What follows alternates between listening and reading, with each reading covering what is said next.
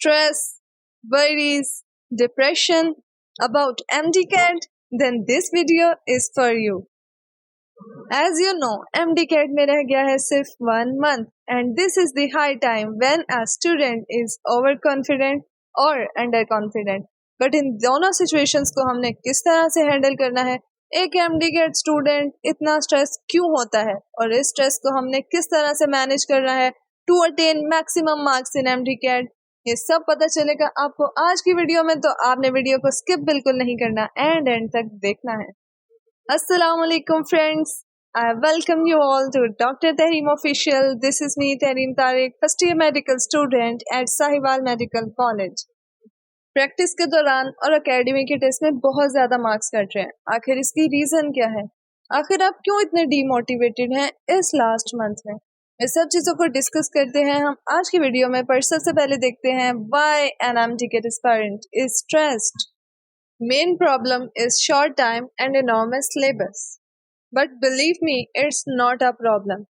वही बुक्स हैं जो आपने 2 साल पढ़ी, सो उन बुक्स की लाइन तो आपको अच्छी तरह याद है, बट प्रॉब्लम इसके आपने उन लाइंस को कंपेयर करना है और टेबल्स की फॉर्म में याद करना है, अपनी पिक्टोरियल मेमोरी में उसको स्टोर करना है। अगर आप MBBS की बात करें या इवन फर्स्ट ईयर की बात करें तो सिलेबस इतना ज़्यादा है कि MDCAT का सिलेबस तो उसके मुकाबले में कुछ भी नहीं है।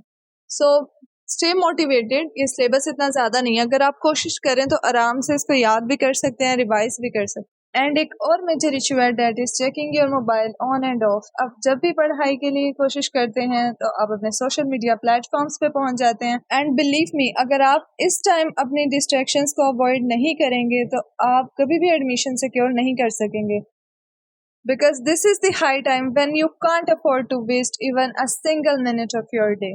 जब आप MBBS में अपने ड्रीम मेडिकल कॉलेज में एडमिशन सिक्योर कर लेंगे तो आपके पास ऑलमोस्ट 2 से 3 मंथ्स होंगे कम्प्लीटली फ्री। उसमें आपको ना पढ़ाई की टेंशन होगी, ना टेस्ट देने की कोई टेंशन होगी, ना ये टेंशन होगी कि आपने अपने कैरियर में क्या करना है, क्योंकि आप अपने कैरियर में important step and first step ले चुके होंगे और that is the golden period of your life, और उसको हासिल करने के लिए आपको अभी मेहनत करनी पड़ेगी। अगर आप अभी इन डिस्ट्रैक्शंस को अवॉइड नहीं करेंगे, so you can't get through that period. You are future doctors and you are supposed to manage stress at every single minute of your life. और अगर आप MDCAT में ये चीज़ सीख लेंगे तो ये चीज़ आप आपके कैरियर में and through out your life आपको काम आएगी। Another factor of your stress is lack of practice and even lack of attention.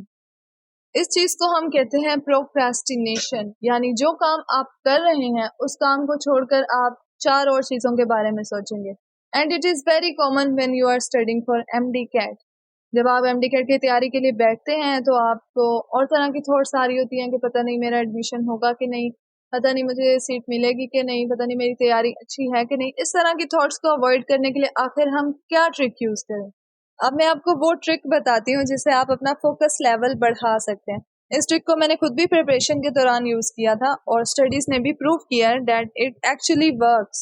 Studies कहती हैं कि जब भी आप कोई काम कर रहे होते हैं या कुछ पढ़ रहे होते हैं, अगर आप उसका कोई वर्ड, कोई की पॉइंट या कुछ भी रफ राइटिंग में लिख लेते हैं अपने पास, तो वो चीज़ आपको हमेशा के लिए याद हो जाती है और आपका फोकस पॉइंट भी इंक्रीज हो जाता है। सो आप जब भी पढ़ाई के लिए बैठे अपने पास कोई रफ पेज या रफ रजिस्टर रखें, ऐसा रजिस्टर जिसको आपने कभी दोबारा रिवाइज नहीं करना, कभी दोबारा देखना नहीं है।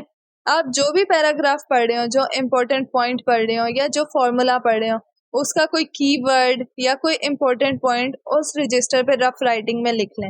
इससे क्या होगा कि जब आप नेक्स्ट पैरा पढ़ेंगे तो आप उस चीज़ को ज़्यादा फोकस से पढ़ेंगे, क्योंकि आपको उसमें से कोई कीवर्ड या कोई इम्पोर्टेंट पॉइंट एक्सट्रैक्ट करना होगा।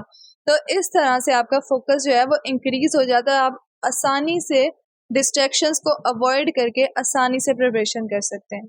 इसके अलावा जो इम्पोर्टेंट पॉइंट्स हैं वो है माइंड सेटअप, यानी आपने खुद को बताना है कि आप ये तैयारी कर सकते हैं, ये चैप्टर प्रिपेयर कर सकते हैं और आज ज़रूर करेंगे। जैसे कि अगर आप पढ़ाई से पहले खुद को ये बताएं कि ये तो चैप्टर बहुत ईजी है, मैं आसानी से कर लूँगी या कर लूँगा, तो आप उस चीज़ को वाकई ही आसानी से कवर कर लेते हैं। लेकिन अगर आप पहले ही डिमोटिवेट हो जाएं कि ये बहुत मुश्किल है, मैं नहीं कर सकती, तो इस तरह से आप वो चीज़ वाकई नहीं कर सकते। And another important thing is your small steps and small syllabus, यानी अगर आपने एक दिन में 5 या 6 चैप्टर कवर करने हैं So don't think like it is 4 to 5 chapters or 5 to 6 chapters. You think कि आप एक आवर में एक चैप्टर कवर करेंगे, फिर अगले 1 घंटे में आप दूसरा चैप्टर कवर करेंगे, तरह से आपके ऊपर बर्डन नहीं पड़ेगा। और जब आप एक स्टेप कवर कर लेंगे ना, यानी आपने जो टारगेट सेट किया था, आपने वो एक चैप्टर कवर कर लिया, तो उससे जो आपको मोटिवेशन मिलेगी, उससे आप आसानी से अपना बाकी सिलेबस भी कवर कर लेंगे।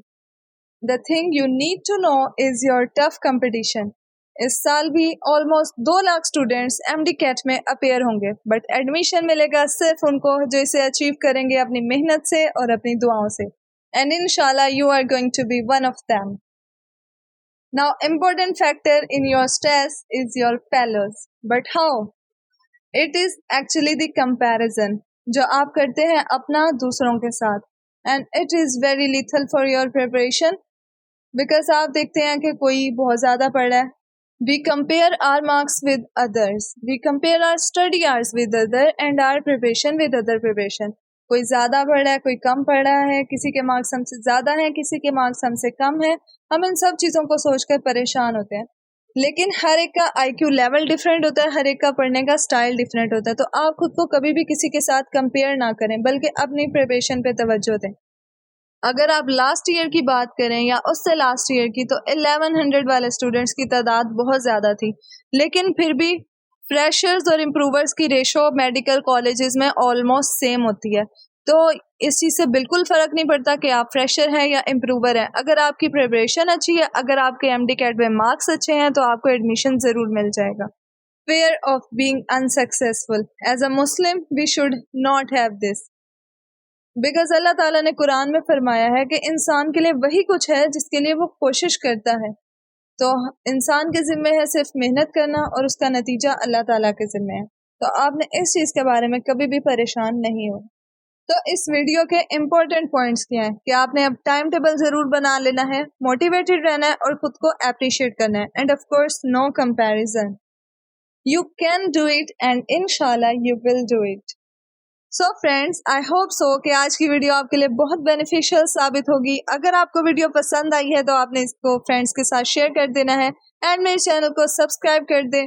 अगर आपकी कोई भी क्यूरीज हैं तो आप मुझसे कमेंट सेक्शन में पूछ सकते हैं। And do remember me in your prayers. Allah Hafiz.